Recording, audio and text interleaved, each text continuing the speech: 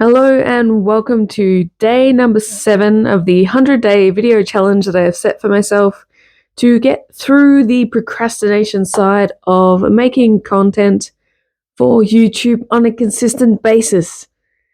As you may hear, I'm a wee bit tired. I'm going to record this literally just before I go to bed, and I'll upload it whilst in said bed. Today we had a lot on, so I did a run to Woodend to see Em's dad, then across to Nan, and then out to the boys. And today was a very interesting day when I got out to the horses. Whenever I say the boys, it means the horses, for those who are new, and if I haven't explained it either. So today I fed Tommy and Dark Lord like usual, and Dark Lord took an extra big bite today, and he managed to choke on the big mouthful that he took, and began to choke. And I've never in my life ever seen a horse choke before. Luckily, I had Cliff there who helped me get a hose in and to help flush it all out. Intense time, very intense time. Dark Lord is now all good. He was quite perky and happy to get back into some food afterwards. But one of the biggest things I have learned, especially over the past 3 years of being around horses, to give you a bit of context, I was terrified about them, associated them in the same demographic as camels, and when I was 5, I was bitten by one and just assumed that all big, tall animals were as mean and nasty as what camels were. But in the past 3 years, I have really surrounded myself with people who are more into horses, who understand them, who spend every day with them. And I've really come to learn how amazing these animals are, and especially the 2 boys that we have, deeply, deeply care for them. And after today's incident, when I got home, did have a little cry about it because I was like, my boy! And it all came from the experience, being around these horses and learning about them has really taught me a lot about myself and how I handle situations. I'm pretty good in the heat of a moment, but afterwards is when I need my debrief. And I think it's really cool to acknowledge and understand how we act in certain situations, or how we react is most of what happens. Because when our fight or flight kicks in, it tends to just take over all of our working brain cells. And afterwards, only in hindsight will we see how we did, sort of thing. So, needless to say, I think I'd be pretty good in most emergencies. My rule of thumb is if they're breathing and they can get oxygen, they're not too bad. So, that's been one big learning curve. And another learning curve with horses has just been how cool they are, how gentle they are. Specifically, the horses that I have come to know, and they have gone through a lot of training, and their temperaments. I am very much aware that there are wild animals out there that I wouldn't be game to approach by myself, to be very fair. But over time, getting to know the horses that I do know and the ones that I do trust has taught me that these big, beautiful animals aren't quite as scary as what I used to think that they are. And especially when they're treated in a way of respect, like respecting their energies and their size, it really gives me an understanding about where to sort of place myself in certain situations. And I feel like this really applies across a multitude of things. So when you're approaching something that's big and scary, same sort of approach, like it seems like it's going to literally bite you, sort of thing.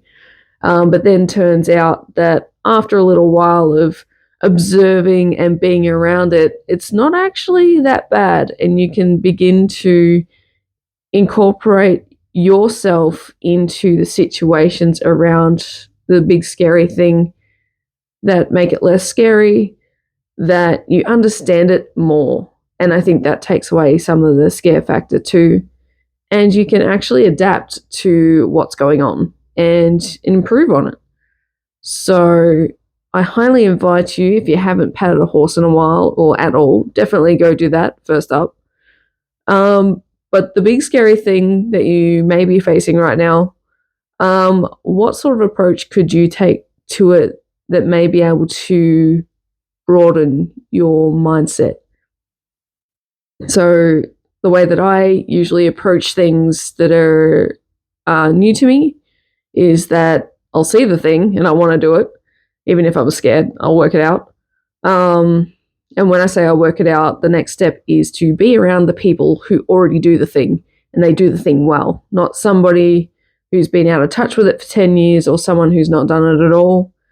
We all know those sorts of people. So be around people who have done it, be around people who are doing it. Most importantly, finger on the pulse sort of thing. Second thing is to just approach it with a more open mind than what we normally do. So understanding that our fears will try and take hold and just be like, it's okay. You can just chill over there for a second, little fear. We're going to go explore. We're going to go be curious. And because we're around people that already do the things, they can give us insights about what not to do or what to do. Sometimes you do have to learn the hard way, much like I did today. So it turns out that you can't give horses big chunks of lucerne hay. You've got to spread it out, because if it's compressed and they take a bite of it, it expands, and that was what caused the thing. So instant learning for me. We'll never do it again. In saying that, that is the quickest way I have ever found to learn, is by fucking up, literally. Very scary today in saying that, but what I mean is the fastest way that I have learned a lot in this horse journey has been by making mistakes and having people be like, why do you do it like that? And it's like, because I don't know just yet. And instead of being like, I don't know just yet, and having like a angry sort of tone, or I don't know, sort of inferior complex taking over. It's more like, I genuinely didn't know. This has happened. I can see why it's important. And from this point onwards, I'm not going to do it again. Like, that has such a different energy than taking it on board that someone may have laughed at you, or someone may have given you a critique that was basically very blunt but very important. And taking a second to be like, I'm learning, and that's okay. It's okay to suck at things at the start, because over time you will get better at it. And still, in relation to the horse things, I could not tie up a horse to save my life just from putting them in their halters and tying them to a fence. Now I can. Proof that you can learn it, proof that it can be done. Because I stuffed it up so many times. And Cliff would want to just pop me on the back of the head, but, he sort of laughed at me and has let me learn along my own journey too. So, yeah. Anyways, that's today's fun stories. I hope you've enjoyed it. Please give this video a like if you are enjoying the 100-day video series. And I look forward to seeing you tomorrow. I hope you have a wonderful night, and I will see you soon. Bye.